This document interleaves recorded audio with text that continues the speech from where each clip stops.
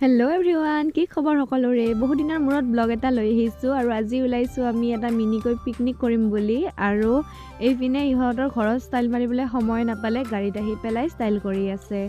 আৰু পিছে আমি আহি থাকোঁতে দেখিলোঁ ময়ূৰ চৰাই। এটা নহয় বহুতটা দেখিছোঁ, বাট ভিডিঅ' কৰাহে নহ'ল যিহেতু দূৰত আছিলে। আৰু এয়া আমি আহি পালোহি ফাইনেলি মানাস নেশ্যনেল পাৰ্ক। আৰু আমাৰ ঘৰৰ পৰা বাৰু ইমান এটা বেছি দূৰো নহয়, চ' আমি ইমান ৰাতিপুৱাই ওলোৱা নাই। 10টা মানত ওলাইছিলোঁ ঘৰৰ পৰা।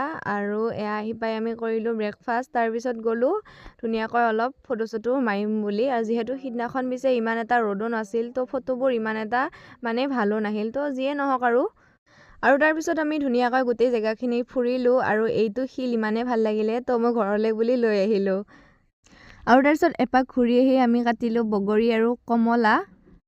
আৰু এয়া এইফালে ফাইনেলি আমাৰ কমলা আৰু বগৰী ৰেডি, এতিয়া খোৱাহে কথা। আৰু এয়া হৈছে আমাৰ দেশী যোগাৰ, গোটেইখিনি ঘৰতে বনোৱাই মিলি অনাই হৈছে। তো ইয়াতে চালাডখনে বনাব লগা হৈছে। পিছে আমাৰ যোৱাকালি দিনটো ভাল আছিলে, জীপ চাফাৰী নকৰাকৈয়ে আমি গোটেইবোৰ জন্তু দেখা পালোঁ, যেনিবা বাঘ আৰু সিংহৰ বাদেই।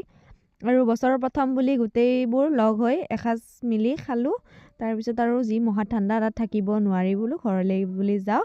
আৰু বাগানত দুখনমান ফটোকে মাৰি ঘৰলৈ বুলি উভতিলোঁ। আজিলৈ বাই।